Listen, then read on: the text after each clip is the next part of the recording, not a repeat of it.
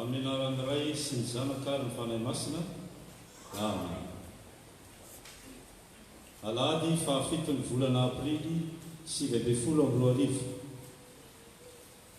Alahady natokan'ny fiangonana FP Matafy La Réunion ho fanokanana ireo katekomenina ary natokana ihany koa ho alahady ny mpandray fanasany tompo izay fanaontsika isa-taona ry havana ny fanavaoza ny mpandray rehetra izay manatrika ny fampivavahana ny fanekena mampandray azy. Izany ry havana fotoan-dehibe sy fotoam-pahasoavana ho antsika ity fotoana ity ary valim-bavaka no men'Andriamanitra antsika ny amitehirizany reto zanany reto tanorany reto nandritra izay roa taona latsaka izay ka nahavitany soamatsara ny fanofanana ho katekomena. Ry havana rehetra amin'ny tompo ho ampitombona ho aminareo anie ny fahasoavana sy ny fiadanana avy amin'Andriamanitra raintsika sy Jesosy Kristy tompontsika. Amen. Iara anatona ny tompo isika ry havana kiara-kalaza azy amin'ny fiarantsika mamaky ny salamo fahafito amby roapolo amby zato. Salamo fahafito amby roapolo amby zato. Miarahantsika miompona amin'ny anaran'ny Mpino. Raha tsy Jehovah ny manao ny trano dia miasa foana ny mpanao azy. Raha Jehovah ny manombona ny tanàna dia miaritory foana ny mpiambina. Zava-poana ho anareo ny mifo maraina sy ny ampana ka homana ny hanina azo avy amin'ny fahasahiranana. Izany anefa dia omeny ihany ho an'ny malalana na dia matory aza izy. Indro lova avy amin'ny Jehovah ny zanaka maro tambiny ateraky ny kiky tahaka ny zana-tsipika ho an-tanany mahery ny zanaky ny fahatanorana. Sambatra izay mameno ny tranony zana-tsipikany amin'ny reny tsy homenaka ireny raha ny faly amin'ny fahavalo ao am-bavahady. Amen.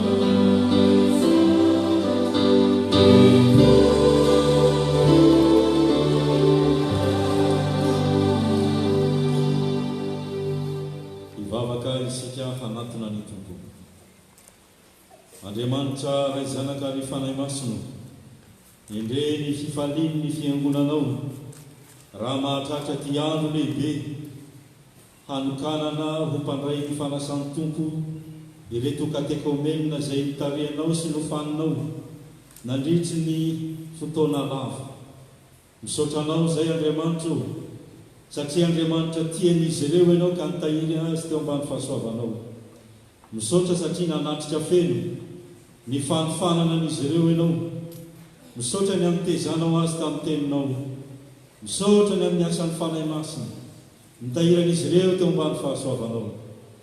Faly izay Tompo, mankalaza anao satria mahagaga loatra masonay izany fitarianao ireto tanoranao reto izany. Misotra ny amitehirizanao ireo ray aman-dreniny sy mpiretam-po aminy nandritra izay fotoana izay ka tsapanay Tompo, fa tsy nahafona saraka an'izy ireo ihany koa ianao, fa indro miara-paleto izay amin'izao fotoana fanokananao mpandray ny zanak'izy ireo izao. Ndre tokoa izay Tompo miara-manavao ny fanorantenanay amin'izao alahady natokana ho an'ny mpandray fanasan'ny Tompo izao. Mindro izay Tompo fa tahaka ny tarianao anay tamin'ny alalany fanahy masina hiala tany an-trano, no aneminao koa fa manatrika anay amin'ny alalan'izao fampopavana izao ianao. Ndreto izay manatona anao, te handray fiainana avy amin'ny alalan'ny teninao, te handray fampaherezana amin'ny alalan'ny fanahy masina, ary indrindra fotoana ny karemy fandinihan-teny izao. Mindro izay Tompo fa ho avaozana ny ray izay tsiraray avy, ka tonga olom-baovao ka raha miala eto izahay, dia izany maha-olom-baovao anay izany no tazany izao tontolo izao. Hatreo ary Tompo ny fampivavana tanterahanay, ary tahiro namanay izay mbola mikasa no tonga eto, ny tsy afaka kosa ny antony maro samihafa mizara ny fahasoavanao. Ary na iza manaraka izao fampivavana izao, dia samy kasihan'ny tananao ny fony ka ndray fiainana avy aminao. Amin'ny anaran'i Jesosy Kristy mpamonjy anay no hanonanay izany vavaka izany. Amen. Petraka ny fiangonana.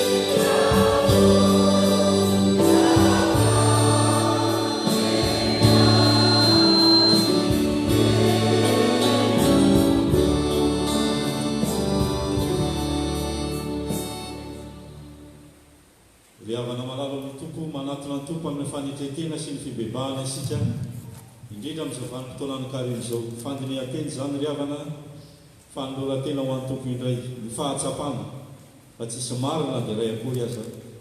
Andeha anatona ny Tompo isa mivavaka mandrina, iaiky ny fahotantsika ao anatren'Andriamanitra isika. Mivavaka isika.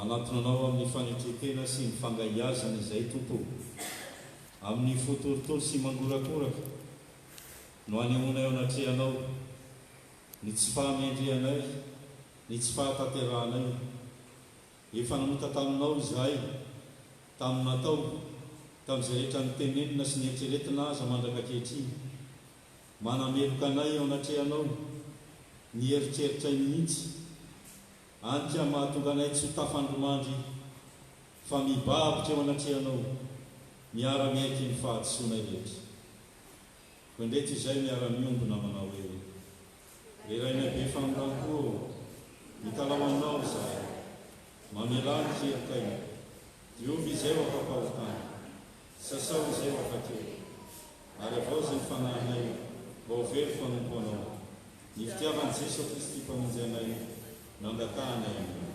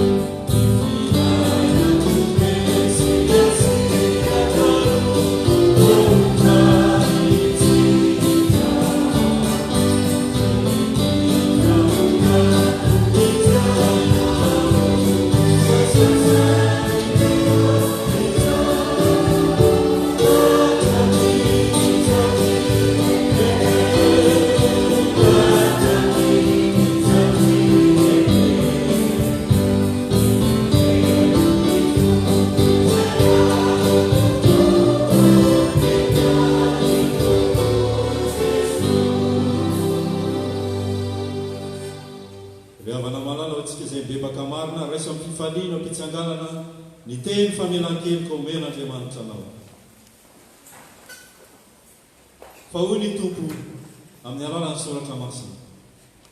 Aoka ny ratsy fanahy afony lalana, ary ny tsy marina afony heviny, ary aoka hiverina ho amin'i Jehova ireny, fa hamindra fo aminy izy, fa hamela heloka dia heloka tokoa izy, fa ny fihevitro tsy fihevitrareo, ary ny lalana kosa tsy mba lalako, ho Jehova, voavela ny helokareo no hoy ny anarany masina, miderahan'ny tompo.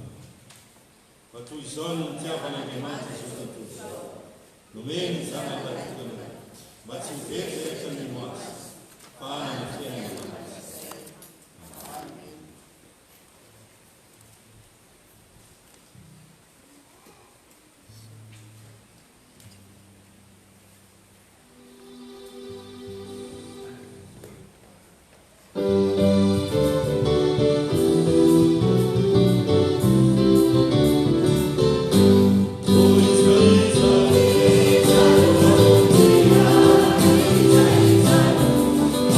Yeah.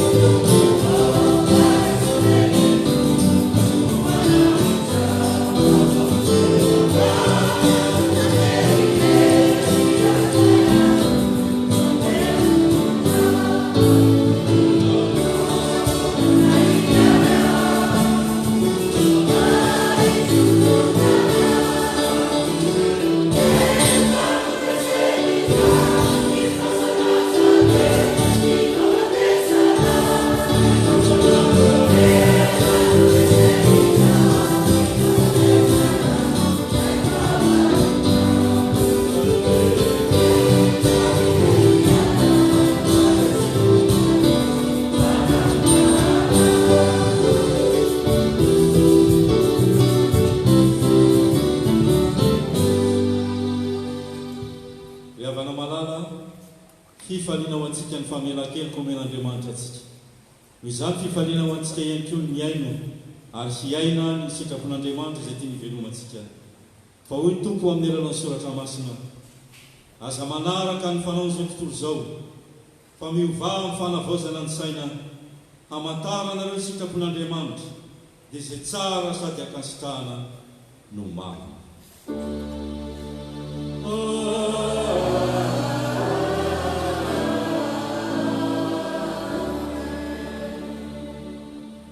Voninahitra amin'ny avy indrindra ho an'Andriamanitra.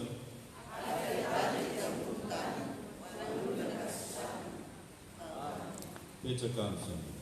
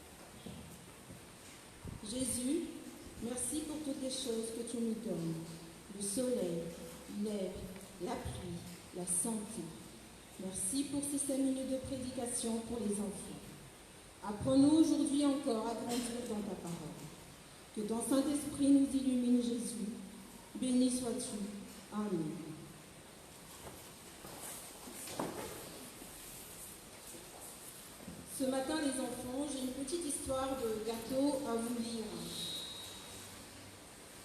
Un petit garçon explique à sa grand-mère tout ce qui ne va pas. L'école, les problèmes familiaux, les problèmes de santé. Pendant ce temps, sa grand-mère préparait un gâteau. Elle demande à l'enfant s'il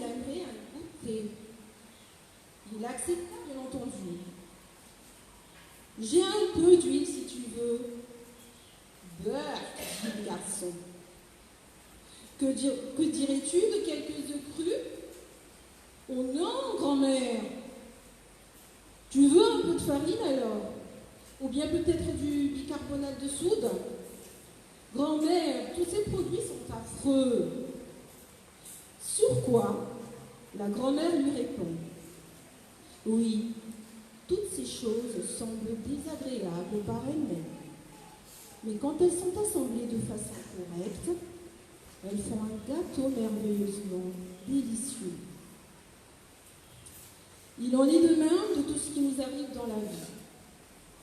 Ce sont autant d'expériences enrichissantes qui finalement ce que nous sommes devenus aujourd'hui.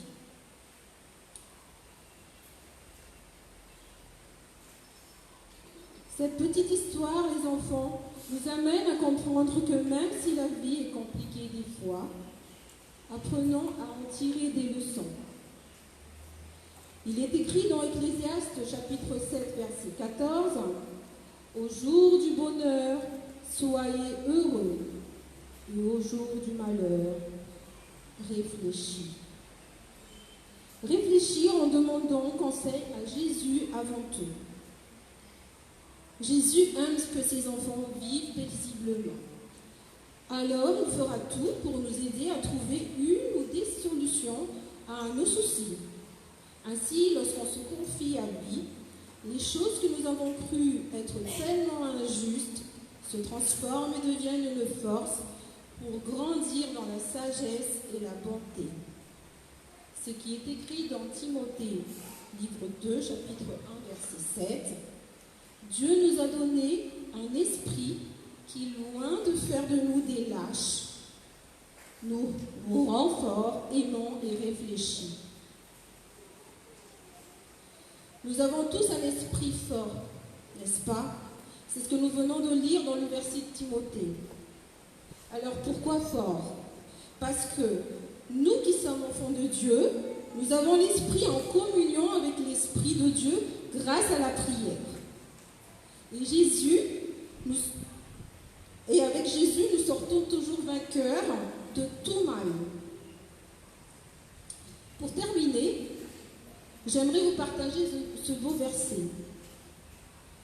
Ne te laisse pas vaincre par le mal, mais surmonte le mal par le bien. Romains chapitre 12, verset 21. Je demande à Evan de faire la prière ici.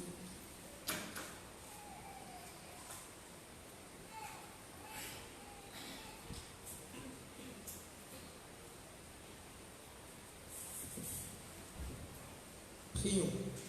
Seigneur Dieu Tout-Puissant, merci de nous avoir permis d'écouter ton message concernant le bien et le mal aujourd'hui. Apprends-nous à faire ta volonté, protège-nous du mal, en ton nom Jésus. Amen.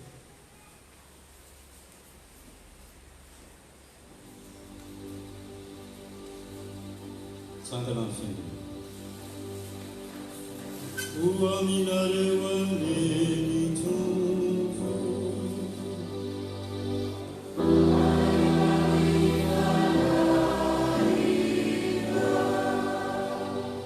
Petraka isika.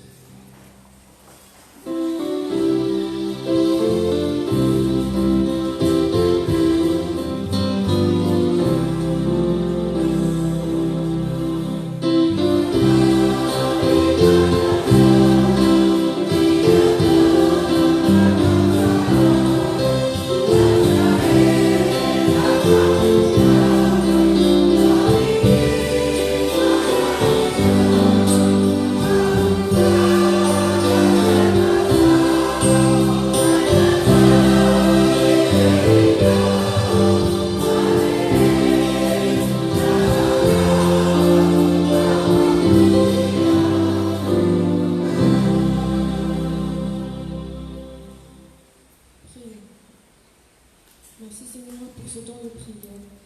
Merci car chaque jour tu veilles toujours sur nos familles et sur nos frères et sœurs dans le monde. Seigneur, nous te demandons pardon pour nos péchés, pour nos pensées obscures, pour nos mauvaises actions, pour nos mauvaises intentions. Que ce jour soit béni par ta présence, ton Saint-Esprit Seigneur. Amen.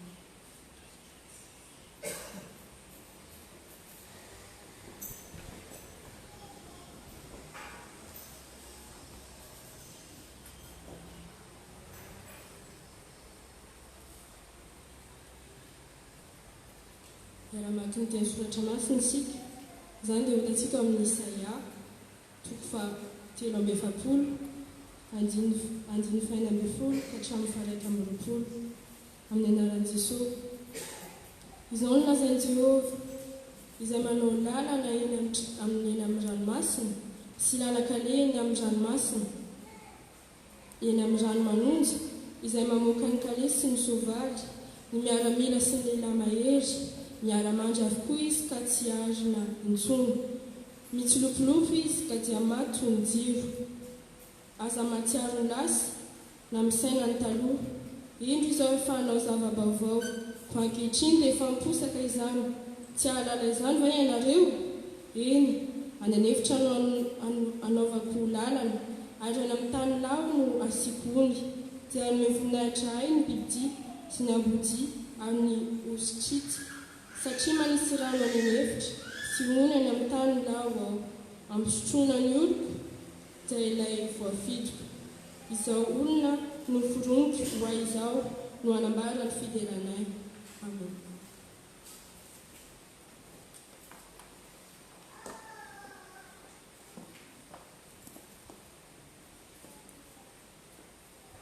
Philippiens, chapitre 3, versets 8 à 14. Au nom de Jésus. Et même je regarde toutes choses comme une perte à cause de l'excellence de la connaissance de Jésus-Christ, mon Seigneur, pour lequel je renonçais à tout, et je le regarde comme de la boue afin de gagner Christ, et d'être trouvé en lui, non avec ma justice, celle qui vient de la loi, mais avec celle qui s'obtient par la foi en Christ, la justice qui vient de Dieu par la foi, afin de connaître Christ et la puissance de sa résurrection et la communion de ses souffrances, en devenant conforme à lui dans sa mort, pour parvenir, si je puis, à la résurrection d'entre les morts. Ce n'est pas que j'ai déjà remporté le prix ou que j'ai déjà atteint la perfection, mais je cours pour tâcher de le saisir, puisque moi aussi j'ai été saisi par Jésus-Christ. Frère, je ne pense pas l'avoir saisi, mais je fais une chose, oubliant ce qui est en arrière et me portant vers ce qui est en avant. Je cours vers le but pour remporter le prix de la vocation céleste de Dieu en Jésus-Christ. Amen.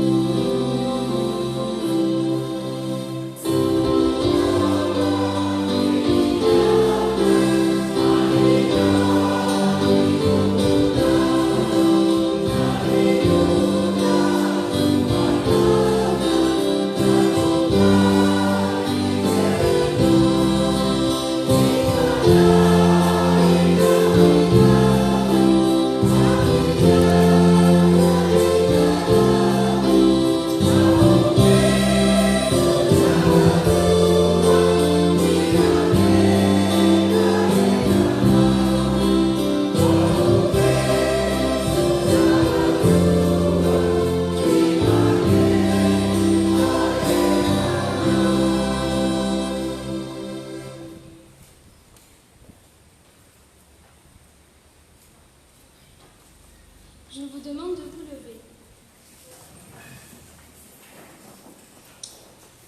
Nous allons lire dans Jean chapitre 8, versets 1 à 5.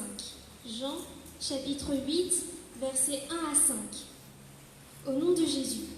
Mais Jésus se rendit au mont des Oliviers tout le lendemain matin.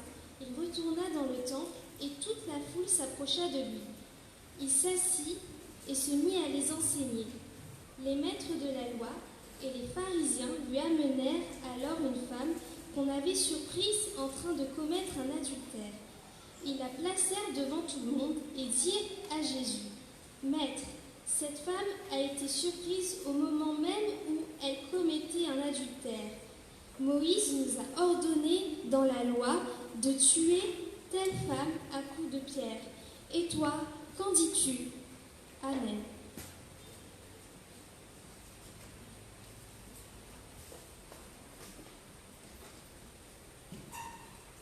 Nous allons continuer dans Jean chapitre 8, versets 6 à 11. Au nom de Jésus.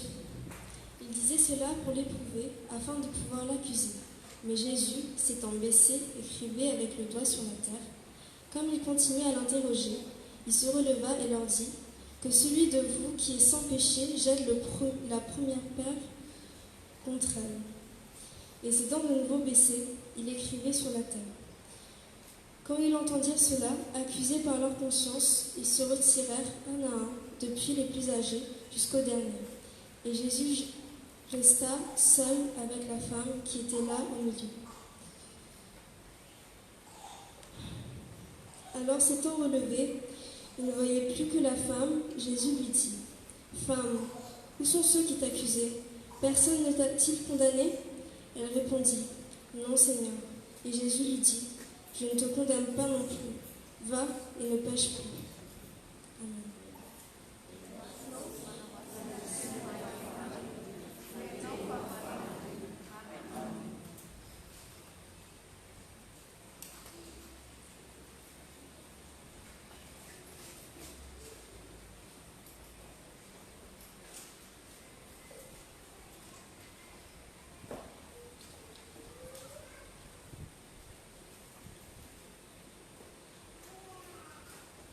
Anamafy ny filotsikesikely avana fiaratsy amin'nyombona amin'ny faniketoloana apôstôlika. Mino n'Andriamanitra iray tsy toa-panao ny lanitra sy ny tany ary mino an' Jesosy Kristy ilay tokony atolotsika izay nitorotoroana tamin'ny fanahy masina nateraky Maria Virjiny nijary nampokapondry Pilato nombona tamin'ny hazo Sijariana maty ka nalevina midina tany amin'ny fiainantsika nitsangana tamin'ny maty tamin'ny andro fahatelo niakatra ho any an-danitra mipetraka eo kavan'Andriamanitra iray tsy toa avy any viny tsara mivelona sy ny maty mino ny fanahy masina fiangonana masina mahery azo tontolo izao fiangonana ny olona masina fameran-kely fitsangana ny tena amin'ny maty ary ny fiainana mandrakizay.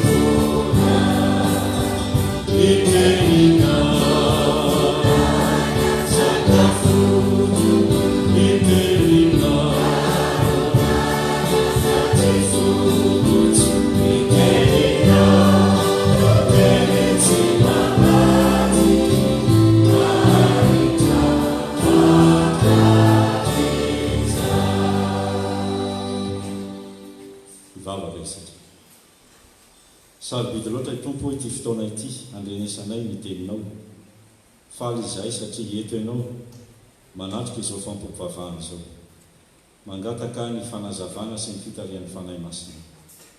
Amen. Petraka ny fiangonana.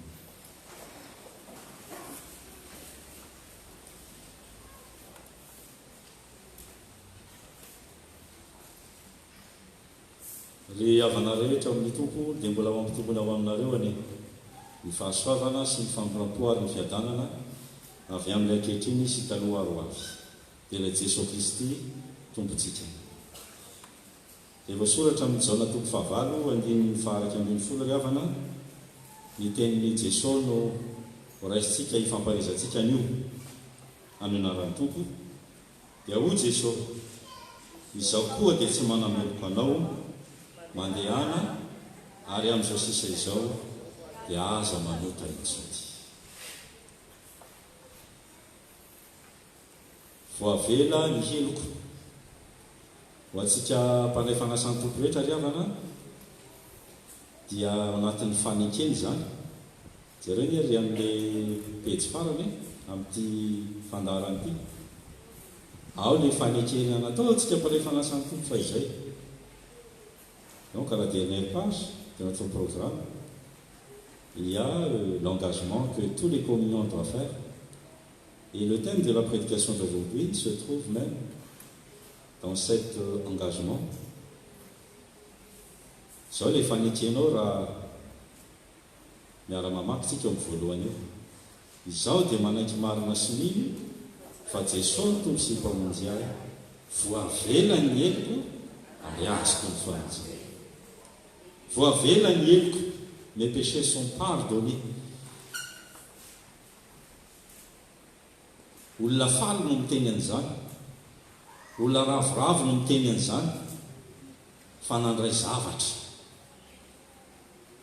zavatra avy amin'Andriamanitra. Inona ilay zavatra andraisina? Famelan-keloka. Nandray famelan-keloka, on a reçu le pardon, on est dans la joie.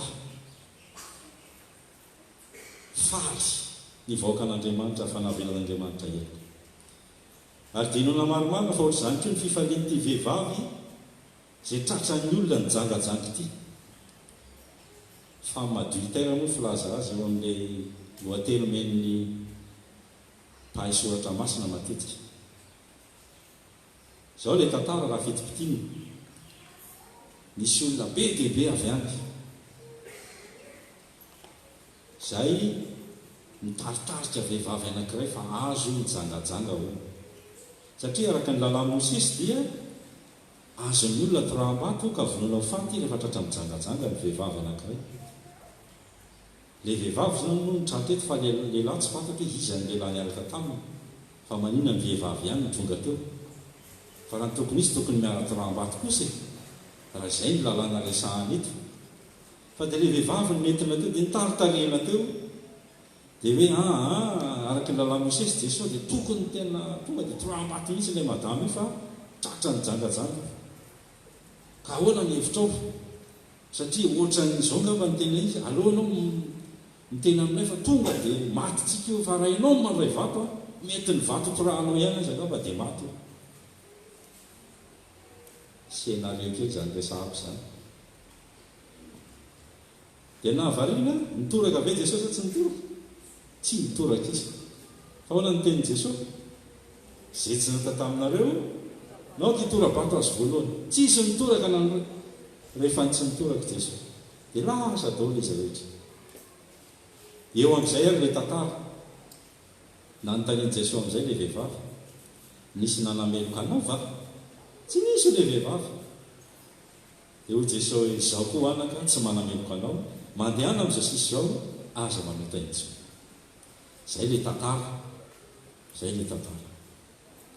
fa andeha ho takaritsika ry havana hoe ity vehivavy ity moa zany raha narehan'izany teny zany teo izy efa saky maty satria hoe ho toram-bato tena ho faty androany avy eo izy tampotampokeo tsy maty izy fa hoe Jesosy manao hoe za koa tsy manameloka anao za tsy tora-bato anao fa mandehany ianao dia mandehana toizo ny fiainanao ka areno ny fiainanao restauration de la vie.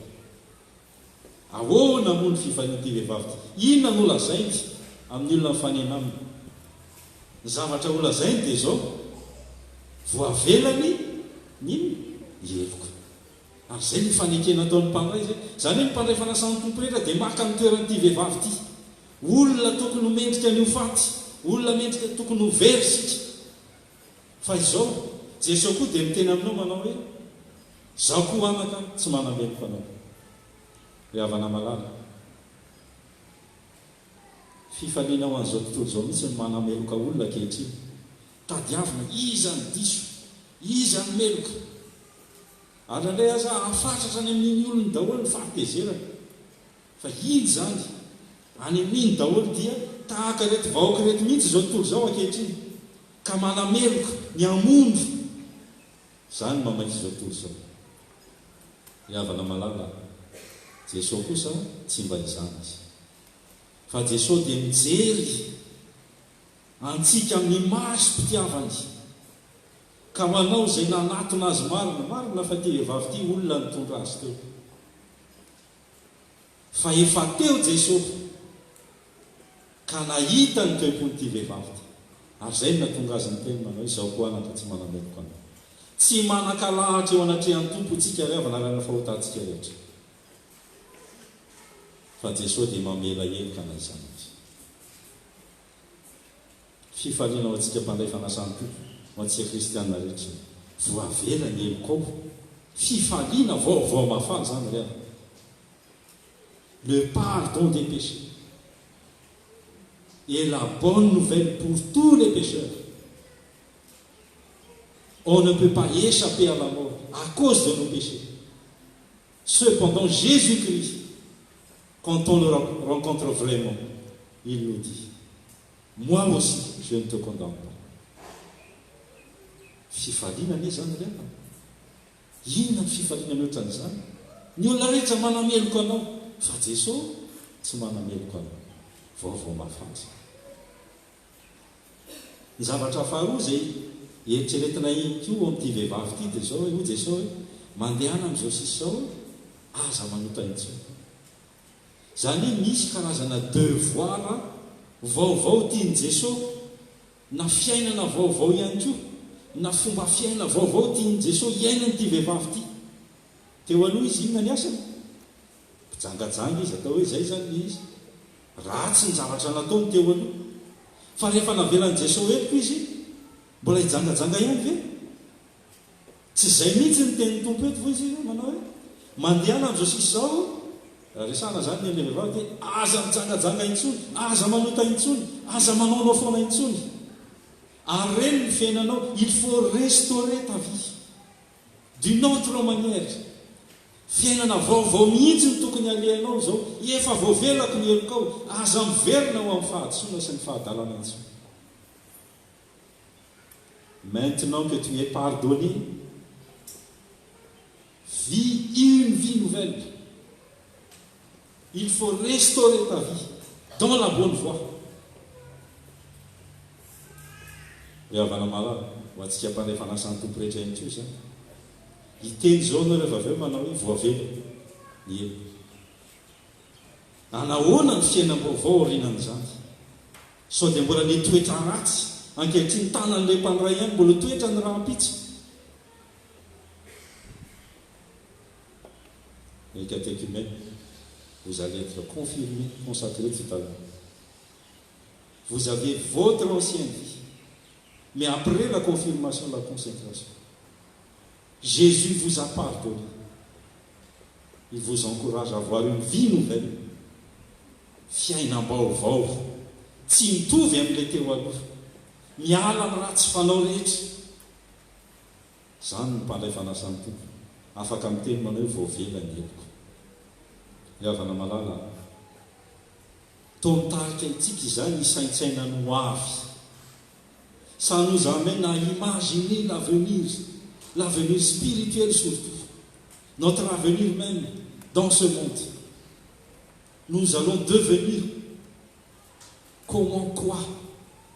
Lasa izy isika, lasa manahoana isika ao aorianan'izao fanokanana mahampandray izao, na izao fanavaozana ny fanekena amin'ny fanasan'ny tompo izao. Olona manao ahoana? Pour terminer l'histoire,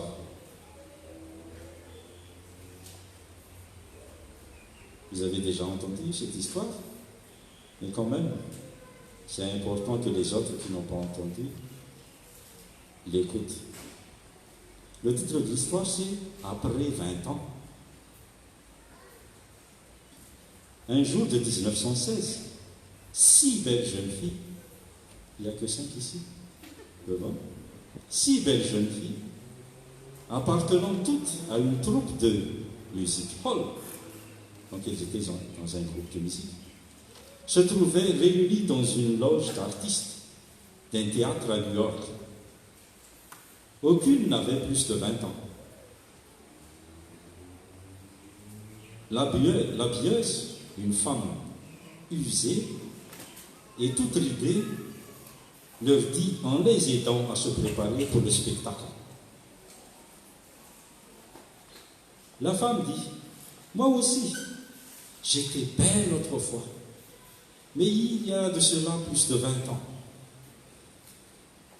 Une des jeunes filles qui s'appelait Olive Thomas tressaillit à ces paroles. Où serons-nous dans 20 ans? Une de ses compagnes répliqua. Peut-être serons-nous encore ici, à New York. Alors les six décidèrent solennellement que dans 20 ans exactement, elles se retrouveraient dans un célèbre restaurant de Broadway pour y souper ensemble, en se racontant ce que la vie aurait apporté à chacune d'entre elles. 20 ans plus tard, exactement le 12 juin 1936, comme l'horloge d'un célèbre restaurant de Broadway sonnait 20 heures, une cliente s'assit solitaire à une table, attendant qu'un coup de téléphone retentit de la part de ses amis. C'était Catherine Lambert, une des 6 jeunes filles venues accomplir la promesse faite avec ses 5 compagnes 20 ans auparavant. Mais aucune ne vint prendre place à ses côtés. Elle était toute seule. Elle a eu le réflexe et se précipita pour téléphoner aux proches de ses compagnes de jeunesse. En effet, on lui informa que la jeune Olive Thomas, devenue artiste de cinéma, s'était empoisonnée dans un hôtel de Paris. L'autre fille, qui s'appelle Lillian Trashman, une des femmes les mieux habillées de Hollywood, avait causé, dit-on, sa propre mort par l'excès des régimes qu'elle s'imposait pour garder sa beauté. Martha Manschwitt avait été brûlée vive au cours d'une répétition dans un studio. Quelqu'un avait fait tomber une allumette qui mit le feu à ses vêtements. Fifi Ashlop avait épousé un milliardaire l'année précédente, en 1935. Elle était morte dans la misère. Son cadavre était resté plusieurs jours dans la maison où elle avait expiré sans que personne soit venu la réclamer. Et enfin, Bessie Pearl était morte après une discussion dans un cabaret de nuit à New York. La dernière des 6, Catherine Lambert, prit son souper en face de 5 places vides, en pensant au tragique destin de ses 5 compagnes. Le service du monde mène fatalement à la ruine. Et l'auteur conclut par Romains 6, 23, « Le salaire du péché, c'est la mort, mais le don gratuit de Dieu, c'est la vie éternelle en Jésus-Christ. » Chers catéchumènes, il y avait 5 chaises vides dans le restaurant. J'espère que ce ne sera pas vous qu'on ne trouve pas ensemble dans le royaume de Dieu. Il y a déjà 6 chaises pour nous au ciel. Celle du pasteur et celle de vous cinq. Mais il y a aussi déjà une place pour tout le monde dans le ciel, pour nous tous. Gardez fermement votre foi. Ne soyez pas comme les communions qui aujourd'hui sont confirmés, mais après on ne les voit plus dans l'église. Riavana malala. Tokony hafana fo amin'ny maha-pandray tompo antsika isika. Ny devoirantsika voalohany dia ny tonga miangona, ny manompo an'Andriamanitra. Fiainam-baovao zany izay tokony eritreretiny, tsy tokony ho saintsaina. Voavela heloka ianao, mandehana amin'ny fiainam-baovao. Ny angatahan'ny tompo aminao dia ny fanoloran-tenanao anompo azy amin'ny androm-piainanao rehetra. Dia ny ono avy aza ny akaiky azy. Anahoana afaka 20 taona ianao na afaka 10 taona, anjaranao no mieritreritra. Fa izao ry avy, vaovao mahafalo antsika aloha androany. Voavela ny heloka izy, mieloko tsika rehetra. Zava-dehibe zany, ento-mody zany rehefa hoe voavela ny heloka. Ary manana fiainam-baovao. Ny olona voavela heloka mahay mamela heloka. Raha mpandray fanasana tompo tsy mahay mamela heloka zany, maty antoka ianao. Maty antoka ianao fa tsy nandray vaovao mahafalo ianao. Je suis pardonné. Maintenant je peux pardonner. Parce que Jésus m'a pardonné. Il a versé son sang sur la croix pour nous. hitsangana indray vita io.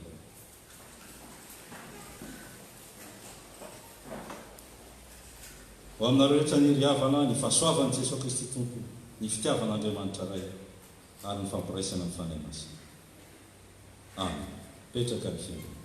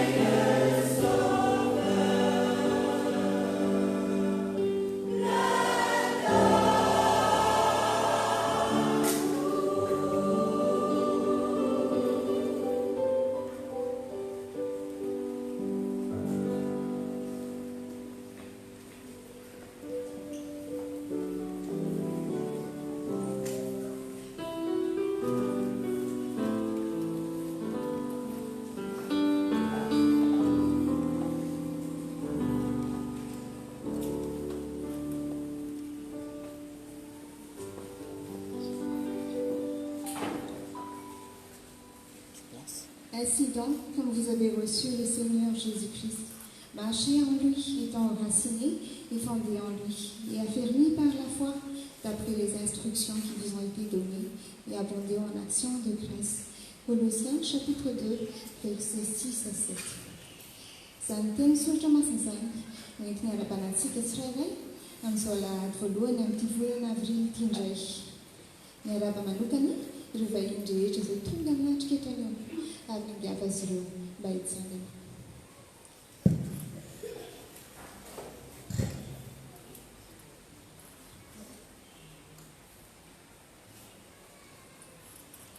Madame Cortin Marc avy amin'ny FPMA Socha, Ramatoa Rasolmalala Juliani, Andriamatoa Victorine Andrinasolo, sy ny rehetra izay tsy voatanisa.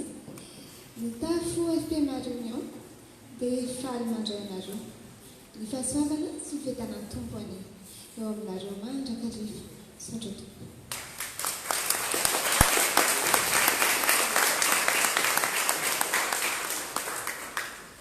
Ny dia lahady voalohany amin'ity volana avrily ity, ny rakotritsika anio dia rakotra voalohany dia toy ny mahazatra ho aterina ety amin'ny altara. Aorian'ny fanokanana katekimène sy ny fanavaozana ny faneken'ny mpandray rehetra dia isin-drako fisaorana amin'ny valopy izay efa nozaraina tamintsika izay aterina ety amin'ny altara ihany koa. Ary ny rako fisaorana aorian'ny fandraisan'ny fanasan'ny tompo. Février. Ny birao dia ivory ny alarobia 10 avril 2019 ho avy izao eto amin'ny fiangonan'ny Leporo ihany hanomboka amin'ny 18h45. Ny toerana hivavahana amin'ny alahady 14 avril fitaovavahana dia atao eto Leporo manomboka amin'ny 6h maraina. Ny fanondarana ny herinandro masina ny alatsinainy 15 avril fanompovavahana hariva dia atao eto Leporo hotarian'ny sampana vehivavy kristiana sy ny sampana lehilahy kristiana. Ny talata 16 avril ny fitaovavahana dia atao eto Saint-Denis hotarian'ny sampana tanora kristiana. Ny alarobia 17 avril ny fitaovavahana dia atao eto Leporo izay hotarian'ny sampana sekoly-alahady. Ny alakamisy masina 18 avril ny fitaovavahana dia atao eto Leporo ihany koa. Ny zoma 19 avril ny fitaovavahana dia eto Leporo ihany hotarian'ny sampana zava-maneno sy ny sampana antompo-pihira. Ny sabotsy 20 avril no tanterana ny thé concert izay karakarain'ny sampana sekoly-alahady. Ary ny alahady 21 avril alahadin'ny Paska ny fitaovavahana dia atao eto Leporo manomboka amin'ny 6h maraina ihany koa. Ny toepo rakotra tamin'ny alahady lasa teo 224,10 €. Levée de fonds 48 €. Ireo rehetra dia ny totaly 272,10 €. Izay mila fampahelezana dia onkizan'antona antekonina na mitandrina amin'ny vatana. Eto izay indray azam-baovao antsika no raha rerinandro samarana antsika rehetra sotranareo naharitra ny henatra ny farany. Voninahitra an'Andriamanitra rehetra.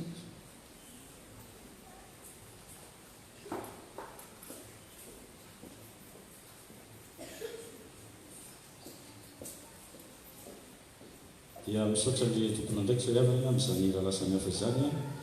Alohan'ny rositsika amin'ny fandaharam-potoana manaraka dia fifaliana ho antsika ny miaona amin'reto zanantsika katekômène. Hoentina ny tsirairay izy ireo ka rehefa mba voatonona dia miangavy ianareo fianakaviana mba hitsanganeny am-pitoerana na ianareo ihany koa mety fianakaviana sendra mandalo mba hitsangana. Donc je vais énoncer les noms de chacun des catéchumènes. Je demande à chaque famille de lever à chaque fois qu'il y a l'un des membres de votre famille qui se lève ici au sein des catés. Auzania Tovinzara Liva Mirado Alicia. Sotra tompoko. Randena Velo Lorana, ingavanareo famille fianakaviana mba hitsangana. Sotra tompoko. Randena Solo Aurélie Victoria. Demande à la famille. Sotra tompoko. Manaraka azy eo Randena Solo Caroline Maëlys. Sotra tompoko. Ary farany ary naivim-bola Marion Barsolo. Sotra tompoko. reo zany nozanantsika hotanterahana ny fanokanana azo mpandraifanasany tompo anio andery avana irosolo isika izao amin'ny fantanterantsika ny rakitra mety anolonaka ny diakona mitarika antsika maro antsika ny vahiny mety tsy malala ny fandehanany atyka izy ireo mitarika atsika amin'ny fandrosoana dia amin'ny rakitra ny raha fanampiny fahafita amby efapolo nombony atsika rehetra nandrotsy zany.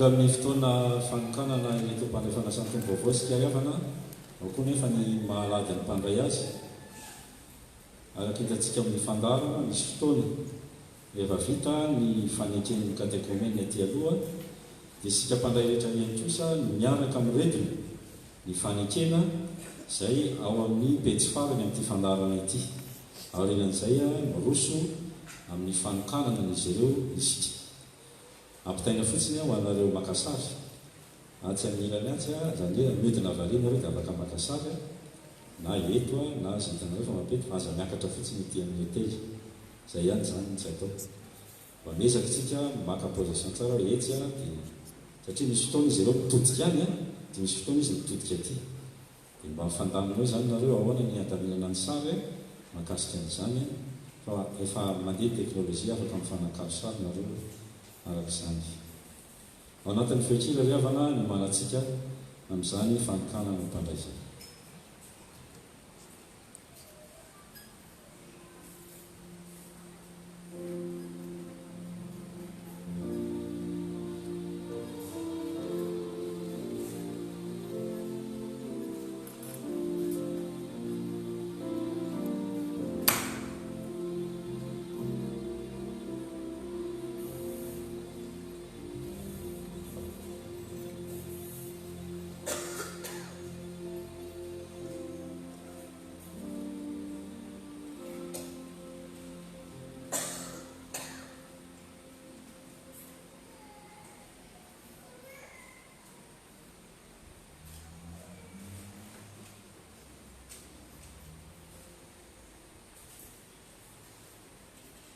iroso amin'ny fanokanana ireto zanatsika isika iavana izay nomen'Andriamanitra fahasoavana androany natahantsika izy ireo mba hitsangana izao a anao ny hira izay fanomany migataka anareo izy ary hitodika any amin'ny fiangonana ny mpanavoterahana izany hira izany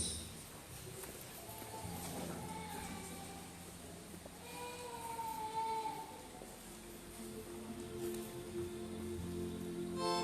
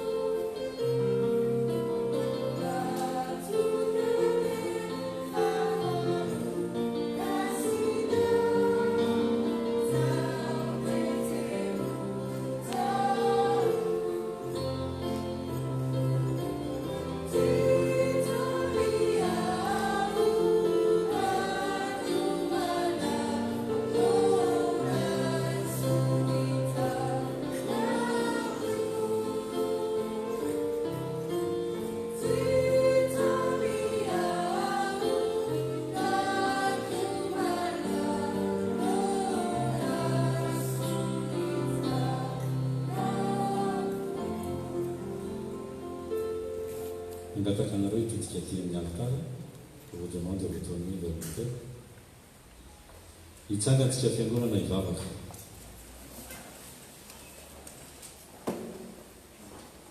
Ivavaka isika reo. Ry Andriamanitra tomporanay izay an-danitra. Mideranao mankalaza anao izay ny amin'ity ora sy fotoana ity. Izay sarobidy eo amin'ny fiainan'ny fiangonanao. Reto zanakay vao nofaninao, nobeazinao. Ny ray aman-dreny, ny mpiray tampoly. Misotranao amin'ny finamanitrao zahay. Satria ianao niany izy ireo. Ary tonga amin'izao fotoana fanaovan'ny fanekena natrehanao izao. Ianao izay efa niantso azy, ianao izay efa nifidy azy, na dia mbola tsy ary akory azy izy, no dia rainao isan-kalazany. Satria tsy lany amamina tompo, ny fitiavanao anay taranaka kristianina manapa-kehitriny, ka omenao anreto mpanoranao reto, mba ho avy ny fiangonanao indray. Mino izay Jesosy fahatrehinao, izao fotoana fanotanan'izao ka ianao misy nametraka ny tananao, no ambolohan'izy ireo tsara avy. Hanome azy ny fanahy masina, hanolotra azy ny famonjam-pahasoavana intsonao sy fidiananao azy, amin'ny fanasany tompo azy amin'ny ho avy rehetra. Dia apetraka ampiana-tananao azy fotoana izao. Amin'ny anarana Jesosy Kristy mpamonjy-anay. Amen. Dia izao ary havana ny teny avy amin'ny soratra masina izay nitarika antsika mba hisaintsaina ny amin'izao fanokanana mpandeha izao. Ahoana tompo, izao mipiandry tsara. Mipiandry tsara manolotra ny aina amintsika amintsika. Raha misy olona tanaraka, deo iza ndany tena ny sitorany azy fijaliana tanaraka. Ary na iza na iza no averiny ainy no miandro, dia avery izany. Fa ina moa soa azy amin'ny olona, raha mahazo izao kanefa averiny eny. Ary ina no men'olona takalony eny. Fa na iza na iza nanao sitrapona raika izay ny an-danitra, dia izy ny rahalahy sy anabavika ary olona. Ary amin'izany, nazovy manatry anatry amin'ny olona, dia kely kosa io anatry ny raika izay ny an-danitra. Nazovy mandahy anatry amin'ny olona, dia ho lafy kosa izy manatry ny raika izay ny an-danitra. Ankehitriny azy, maintenant, je vous demande de vous engager devant le Seigneur en tant que nouveau commis.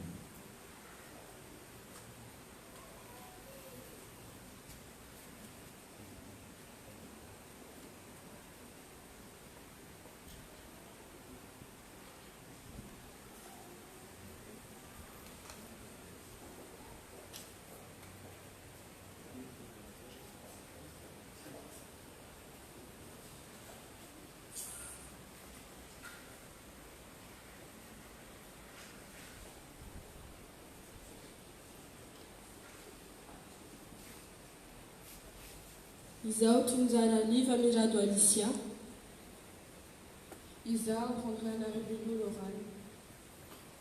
Dia manaiky marina fa Jesosy no tompo sy famonjy. Voavelany ary azoko ny famonjeny.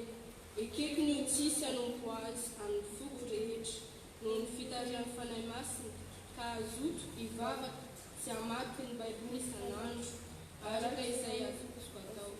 Anoho ny fitondrana amin'ny fiangonana protestanta malagasy etsy andafy, ary hanaja ny hevitra tapaky ny fivorian'ny mpandray, dia n'Andriamanitra ny ankinako hantanterahako izany.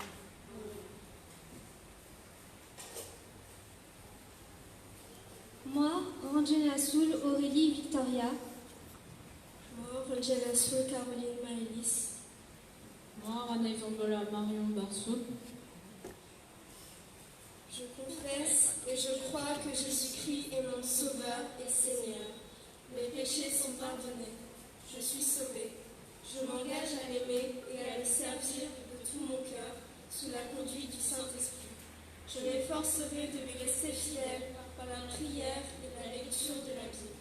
Je resterai unie au corps de l'Église protestante malgache en France et je respecterai les décisions prises en conseil de l'Assemblée des communions. Je compte sur la force de Dieu pour accomplir cet engagement. Amen. Ren'Andriamanitra ny fanekena ataonareo, tsika mparay fanasany tompo kosa raiso ankehitriny ny programa ao amin'ny fanekentsika ka tsika mpandray fanasany tompo koa dia hanavao ny fanekentsika amin'ny mahamparay fanasany tompo atsika. miara-mahita amin'aran'ny tompony izao dia manaiky marina sy mino fa Jesosy ny tompo sy mpamonjena voavelany reny ary azoko ny famonjena ekeko ny ty sanompo azy amin'ny foko rehetra no ny fitarian'ny fanahy masina ka azo ty vavaka sy amaky ny baiboly isan'andro araky zay azoko atao anoho ny fitondrana amin'ny fiangonana protestanta malagasy aty andafy ary ny ady ny hevitra tapaka amin'ny fivorian'ny mpandray ny herin'Andriamanitra ny ankinako tanterahako izany ndraiky izany. Mangataka anareo katekomenina ary mba hitodika ty ankehitriny.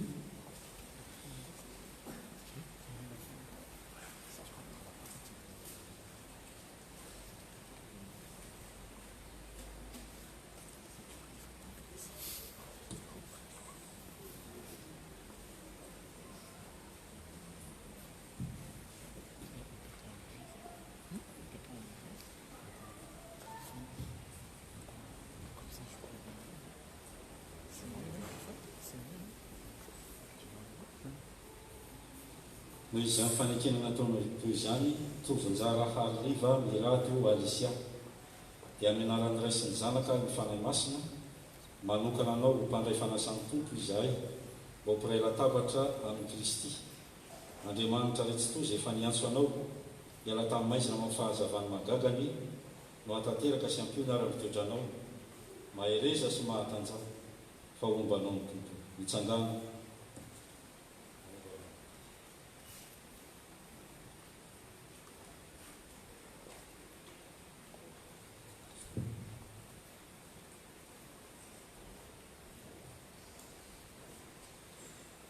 Noho izany fanekena nataony teo izany Randrena Arivelo Laurent dia amin'ny anaran'ny Ray sy ny Zanaka ny fanahy masina no anokananay anao mpandray fanasan'ny tompo ary mpiray latabatra amin'ny Kristy. Andriamanitra retsitoa izay niantso anao niala tamin'ny maizina amin'ny fahazavany magagany no hatanteraka sy ampiorina ary mpitoetranao mitsangana mahereza sy mahatanjafa.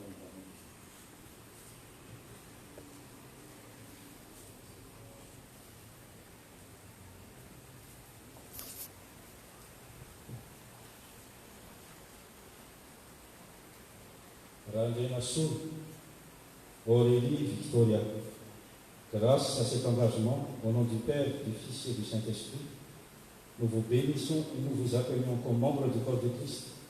Vous avez votre place à la table du Seigneur. Dieu Père Tout-Puissant, qui vous a appelé à quitter les ténèbres pour entrer dans son étonnante lumière, sera votre maître afin que vous demeuriez en lui. Amen. Levez-vous. Ayez du courage et soyez forts, que le Seigneur soit avec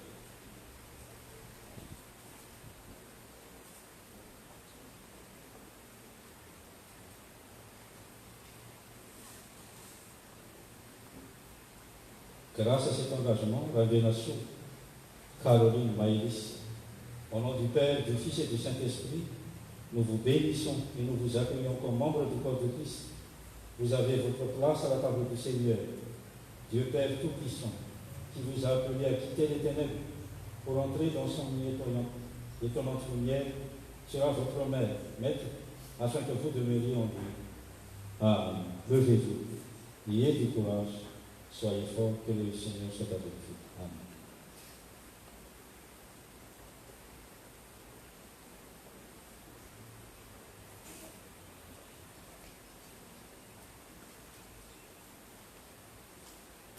Grâce à cet engagement, Ranaï Vimoul, Marion Barsoul, au nom du Père, du Fils et du Saint-Esprit, nous vous bénissons et nous vous accueillons comme membres du corps de Christ.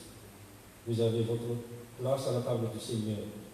Dieu Père Tout-Puissant, qui vous a appelé à quitter les ténèbres pour entrer dans son étonnante lumière, sera votre maître, afin que vous demeuriez en lui. Amen. Levez-vous. Ayez du courage et soyez forts, que le Seigneur soit avec vous. Amen.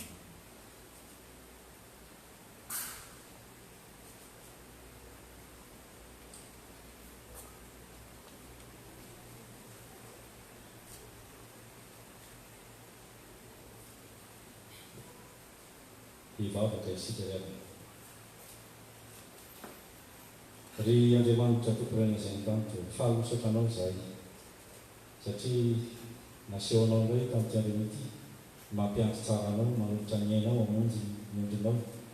Anisan'ny ombovonjy rehetra zanaka reto ankehitriny, anisan'ny hitarehinao ary irinay mba hitarehinao azy hatramin'ny farany.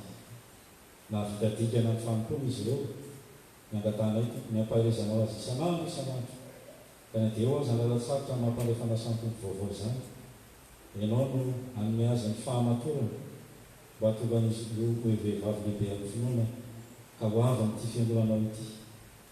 Dia apetraka ampelantananao ny fiainan'izy ireo. Amin'ny anaranao Jesosy Kristy no mahavanizany vavaka izany. Amen. Petraka ny fiainana. Ankehitriny ary havana dia hanao ny hira aorianan'ny fanontany izy ireo a, hira faha-fitopolo sy efajato, le cantique 470, elles vont chanter, si elles vont maintenant de chanter, tourner vers l'église. 470 aorianan'izay a ny teny fisaorana izay hitarian'izy ireo.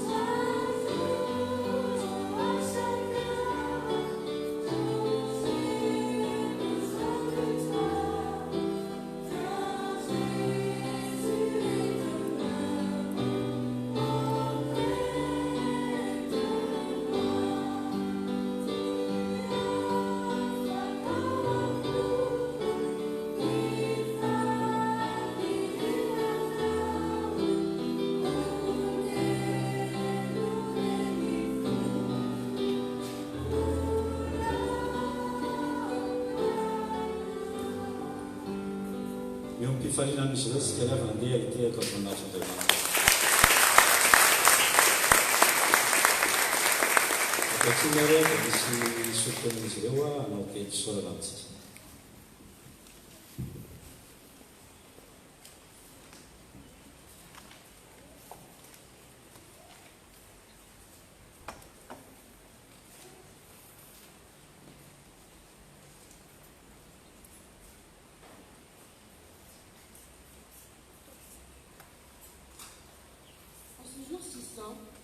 Nous, catéchumènes, nous nous présentons devant vous en tant que membres de communion. Nous sommes fiers de notre parcours et tout ça grâce à Dieu qui nous a donné pastoral, qui lui nous a guidés et enseigné la parole de Dieu. Donc, merci à Dieu et merci au pasteur. Pendant 1 an et quelques mois, nous avons appris tellement de choses sur notre Père Céleste. Nous avions appris à comment prier, les différentes épreuves de la vie et comment les surmonter. Nous aimerions également remercier les musiciens qui, eux, sont toujours là avec nous pour glorifier et célébrer Dieu. Merci au bureau de l'Église pour leur organisation, pour la préparation des cultes avec le pasteur. Merci infiniment pour l'Assemblée qui nous a également toujours soutenus. Vos prières nous ont beaucoup aidés et réussi. Et pour terminer, nos très chers parents, sans eux, nous serions perdus et nous ne serons jamais arrivés à ce stade. Donc merci à eux, merci à tous et merci à notre Seigneur. Nous sommes également heureux de vous offrir un vidéoprojecteur ainsi que des microfilaires pour l'Église. Amen.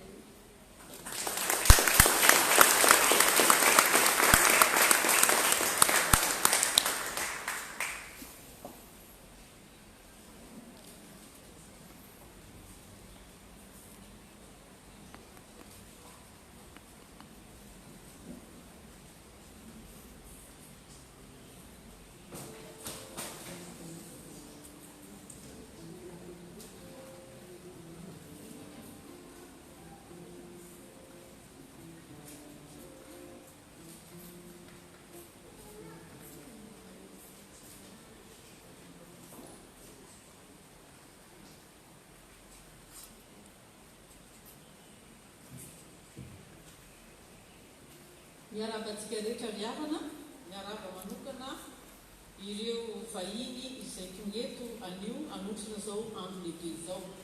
Vola teny dia fisaorana amin'ny tompo no atao satria izy no anton'izao rehetra izao, izy no nahatanteraka izao fotoana izao dia teraitsika hatrany ny tompo amin'ny soa izay omenitsika indrindra ho antsika rehetra tsirairay.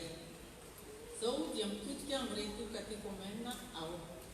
Chers nouveaux catéchomènes, au nom de l'Église FPMA, au nom du bureau, au nom du comité, au nom des sections diverses et des paroissiens, je vous adresse mes salutations, mes félicitations. Par la grâce de Dieu, vous faites désormais partie des membres communions de notre Église FPMA La Réunion. Vous avez confessé avec nous la promesse de servir Dieu et que Jésus est notre Seigneur et notre Sauveur. Que Dieu qui est amour et miséricorde vous bénisse et vous accompagne dans toute votre vie. Que Jésus règne dans notre cœur à jamais. Pour marquer cet événement, l'Église vous a offert tout à l'heure un cadeau qui pourra vous guider tout au long de votre vie. À Dieu seul la gloire. Et merci pour les cadeaux que vous avez offerts. Que Dieu vous bénisse. Merci. Merci aussi au pasteur qui a vraiment donné les formations à ces 5 nouveaux catéchomènes. Merci, que Dieu vous bénisse, pasteur, ainsi que toute votre famille. Andriamanitra mombanareo, ikampananareo amin'ny herinandro hatrany amin'ny fanatanterahana ny asa sy andraikitra napetraka ny tompo ho anareo. Misaotra ireo catéchomènes isika satria taony nisy na amin'ny anjara fanampiana ny fividianana ny vidéoprojecteur izay efa tao anatin'ny tetik'asantsika. Tao koa no nanome fanomezana araky ny nolazain'ireo teo dia pied, micro ary e micro koa izay ho an'ny fiangonana ny tompony mombanareo na dia tanora ary nareo na dia mbola zaza ary nareo dia efa fantatrareo sady miadidy sy andraikitra miandry eto amin'ny fiangonana. Mombanareo hatrany any amin'ny tompo ary ho an'Andriamanitra iririany zininahitra.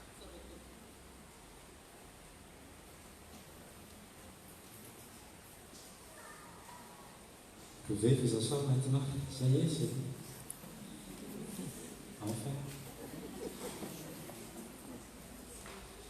Rousseau donc il y a ce qu'on appelle les enveloppes d'offrande de grâce. C'est l'habitude dans chaque église, quand il y a des confirmations ou des baptêmes, c'est là que ceux qui ont reçu la grâce, surtout les nouveaux communiants, vont vous guider. Donc ils vont venir placer leurs enveloppes devant, et nous, les familles, nous qui sont ici aussi, peuvent faire ensemble. Roso amin'izany tsika riavana ny firana fanampy fahavalana fapolo nataontsika dia reto zanatsika reto manolotra voalohany dia avy eo izay mantsiary fahasoavana valim-bavaka ho antsika dia afaka mofoko ity koa isika indrindra mpandray fanasan'ny tompotsika na dia mpandray androany mazava azy fa tsika mpandray zany dia mba haneo izany fahasoavana zany aty arivo.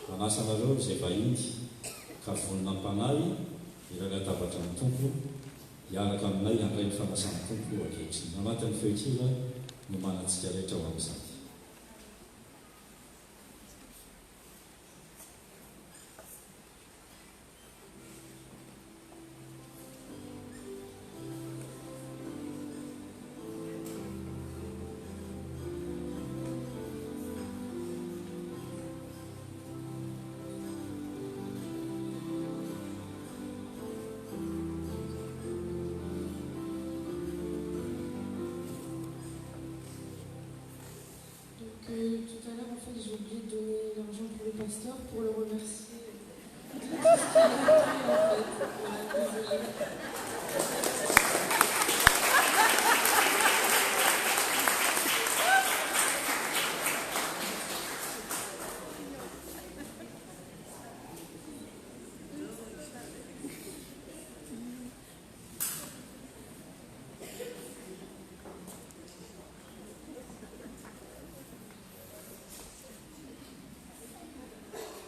dia manesorana anareo katekomena anareo ray aman-dreny fianakaviana hitompo amy amaly fitenareo rehefa fotoanako zao moa ny kitandrina tsy afaka mizary fa dia milariso anareo anao fety sambatra isatokatrana satria miangatry paster raha mandeha ny menakay dia tsy mandeha ny menakay raha fantatra re fiangonana zany raha mizaozao dia paster mivady tsy mandeha mifanasana mihitsy raha tsy hoe misy ombona anareo miaraka satray hafa saola tompoka tsotra be leka izy dia fitiavana izy ntikaizy riavana rehetra amin'ny tompo anomanao ny fampanatsika isika hiatrika anatavatra masina ho aminareo le ny fiadanany tompo andeha fampizarany fiadanana raisy ny taniny namanao kelapesy atavaikitoampiremena amendetana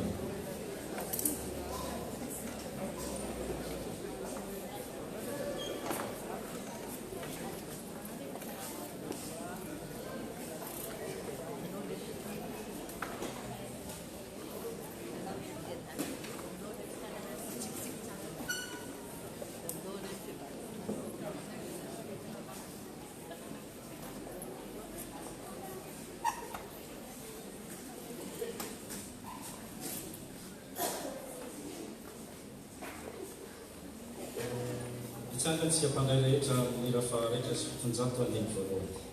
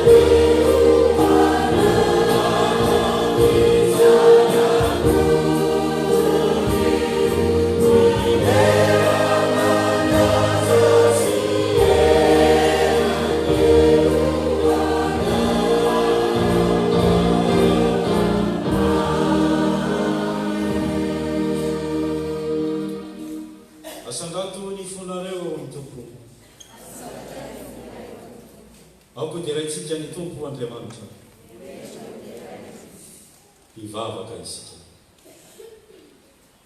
eny tokoa ray masin'Andriamanitra mandrakizay mahay fanjavatra rehetra mety sy mahavory ny soranay anao amin'ny fotoana rehetra sy amin'ny toerana rehetra amin'ny alalan'i Jesosy Kristy tomponay izay tianay sy nanao tena monjy anay amin'ny alalany koa ny idirany anjely ny fiandriananao sy tsao ny fanapahana rehetra anao amin'ny tahotra ary arahan'ny fiangonana ny an-danitra izay tian-tany niderany anaranao amin'ny fiodiana izay koa ankehitriny miara-manatra ny feonay amin'izy ireo ka mifanajana lehibe ny idiranay manao hoe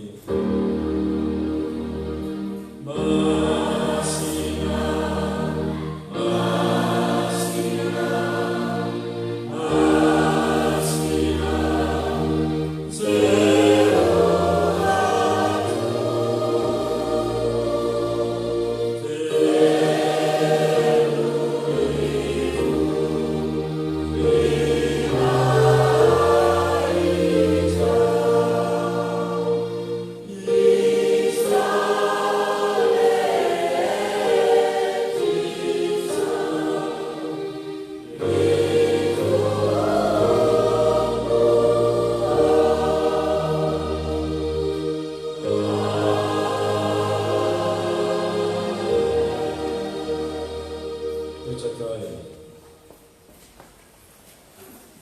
ry kristianina marava aoka angina anatrany tompo isika ka iay miseritreritra tsara ny teny milaza ny amin'ny nanorenany tongontsika izao fanasana masina izao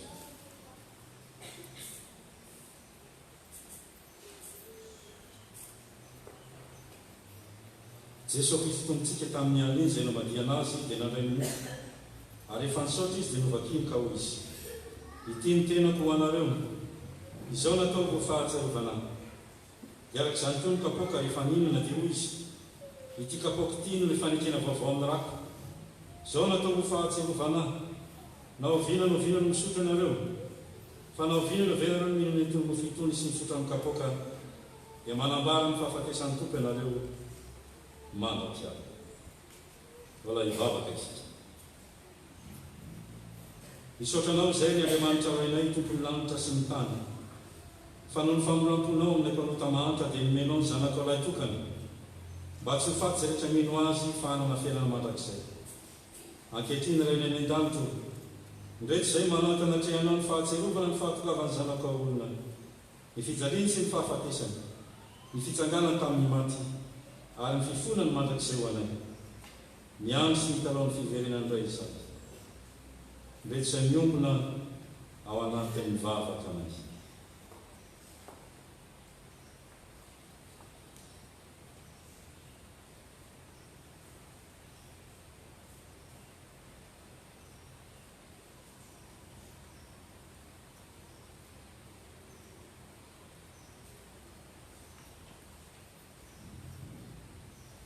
Hitsangana isika hangataka ny fanahy masina. Ankehitriny iray eo ahidiny ny fanahy masina mba hanome ny fonay ka handraisanay ny tomponay amin'ny fotoana velona amin'izao izy manatona anay amin'ny alala zao fanasana izao. Ary izay nitosa miompona manao hoe ry Jesosy Kristy Tompo izay tonga eto anatrehanao mba hiombona amin'ny latabatra ao masina dia mangataka aminao mba hampiraisinao aminao tahaka ny sampana ny voaloboka, ampianary fankaty tahaka ny tiavanao anay izay, ary aoka izay ara-manana amin'ny fiangonanao masina manontolo, ny fiononana sy ny fifaliana aminao, dia anao izay miara-manjaka ny ray sy ny fanahy masina hatrany taloha indrindra ka ho mandrakizay.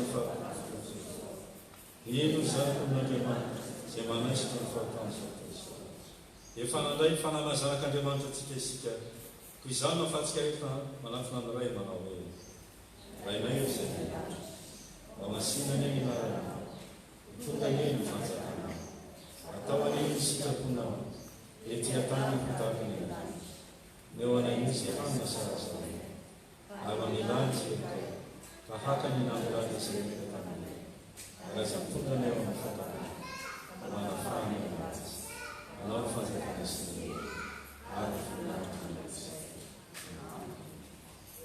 ny mofo izay vakitsika dia firaisana amin'ny tenan'i Jesosy Kristy ntsika izay nomena ho antsika rehetra.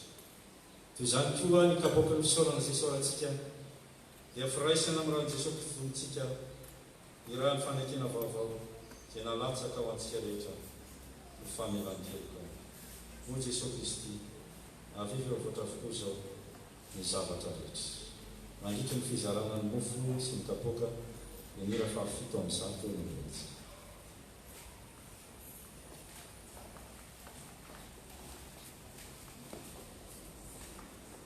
Yeah.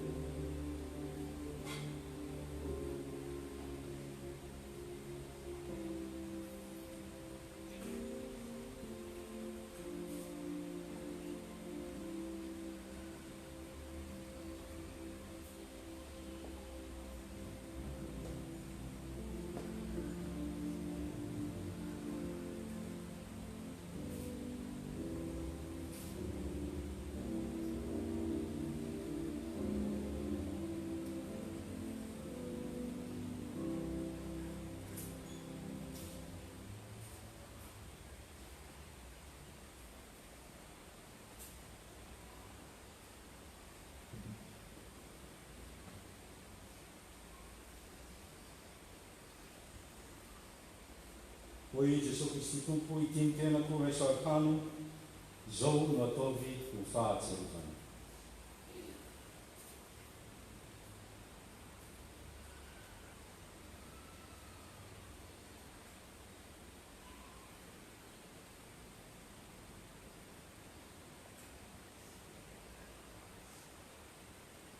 Amen. Ho Jesosy Kristy sotonareo rehetra ity fa ity no rako dia ny amin'ny fanekena vaovao zay raha-tsika hoany maro famelan-kely ka izao no ataovy ho fahatserevana.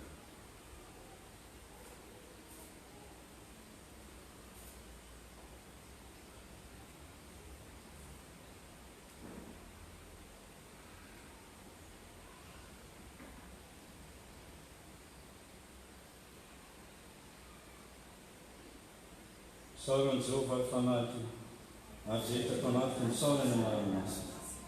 Saoran'i Jehovah fanahy ary aza nisy adinonao ny fikainy.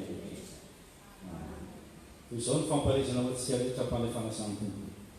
Jesosy Kristy tompontsika izay vomy tamin'ny hazojariana ka nitsangana tamin'ny maty nefa nanome ny tenany sy ny rano izay nanavotana anareo tamin'ny fahotana rehetra.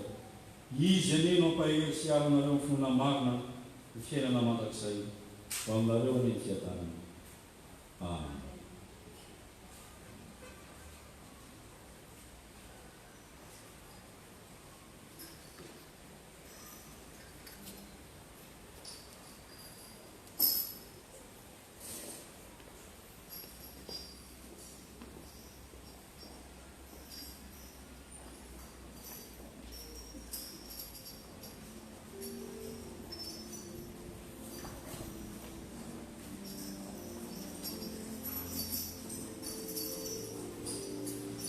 Malindry fantateratsika ny rakosaoranareo fa izay tatazany dekony na toerana le Seigneur no zay andiny voalohany sy andiny faharoa antatsika.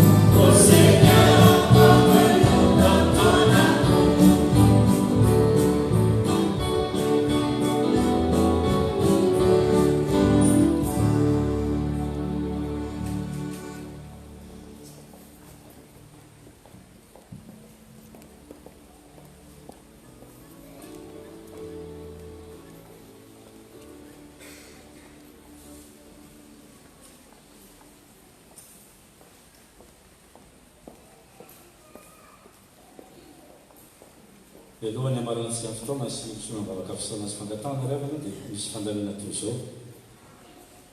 Anatin'ny fandaharana misy programma fangalana sary ka rehefa vita mihitsy ny fotoana izay vao morosa amin'ilay maka sary tsika ka mazava azy fa misy sary izay mba sady souvenir ho an'ny fiangonana miaraka mpitandrina mpivady ireo katekômena dia rehefa avy eo misy sary tsika mpanefana sany tompo rehetra manady ny mpandray azy aorinan'izay dia libre nareo makasary tsiraray avy miaraka amin'ny fianakaviana rehefa avy eo. Areo sary reo zany mandeha mialoha dia avy eo rosy ianareo amin'izay fakana sary parifamille. Rehefa miraventsika zany hoe vita ny fangalana sary miaraka amin'ny mpitandrina miaraka amin'ny mpanefanasan'ny tompo dia andeha izay mivady mirosy eroa izy dia maravavika io andeha entsika mandray tanana azy dia miara-manao ny fiarabana araka izany. Miombona anatin'ny vavaka fisaorana sy fangatahana isika riavana zava-dehibe ty fotoana ity indrindra ao anatin'izao karen'izao andesany andin-tena anatrehan'ny tompo mpandray fanasan'ny tompo manana fiainana vaovao tokoa ve sy toetra vaovao ve ao anatin'ny vavaka fisaorana sy fangatahana no anavoazantsika ny fanoratena ho amin'izany. Ndeo saintsaintsika ihany koa ny amin'ny avy manahirana ny olana samy hafa eo amin'ny fiainantsika andao apetraka amin'ny tompo amin'izay aza mandeha rerytsany. Dia samy mivavaka mangina hitondry izany anatren'Andriamanitra isika mivavaka isika.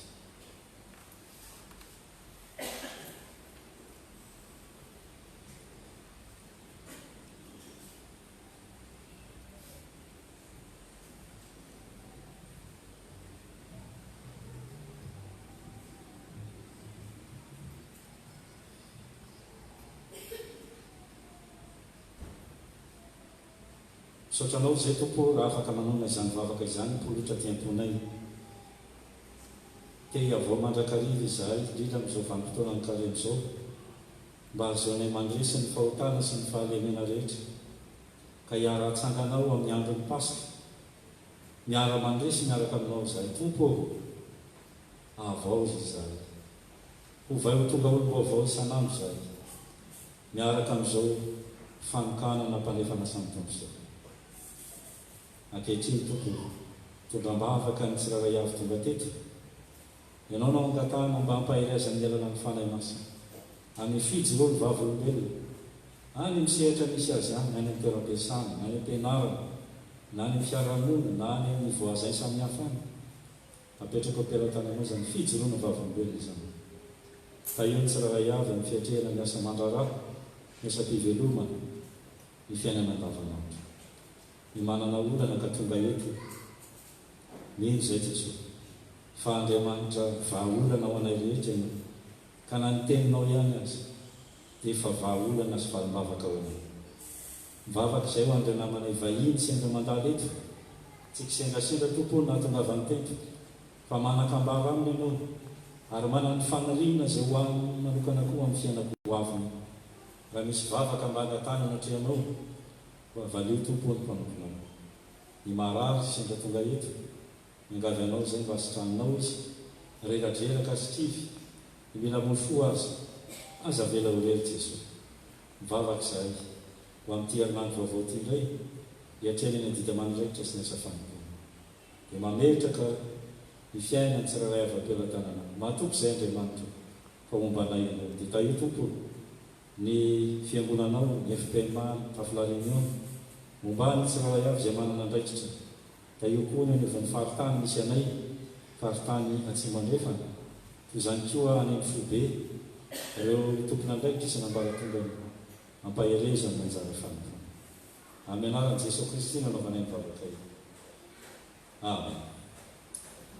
Ny andininy fahatelo sy ny faefatra ary ny fahadimy amin'ny lesenierna izay hoe nataontsika fitsanganana dia natotra antsika miafatra sy mitsotra miara itsangantsika riavana hira amin'ny fifaliana izany izy.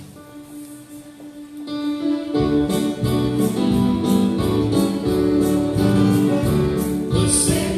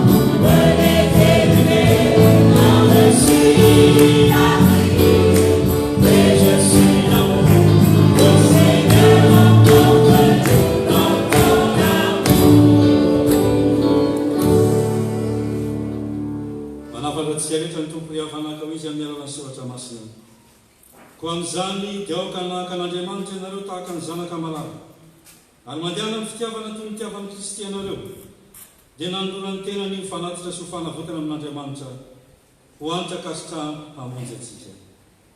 Amen.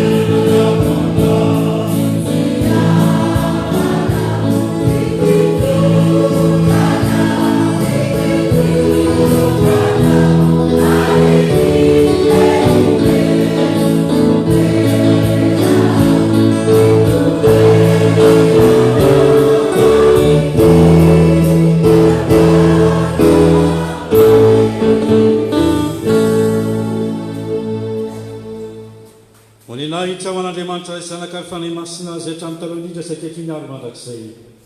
Amen. Andiana amin'ny fifaliana tamamiko ny tompo. Amen. Petraka isika ihany.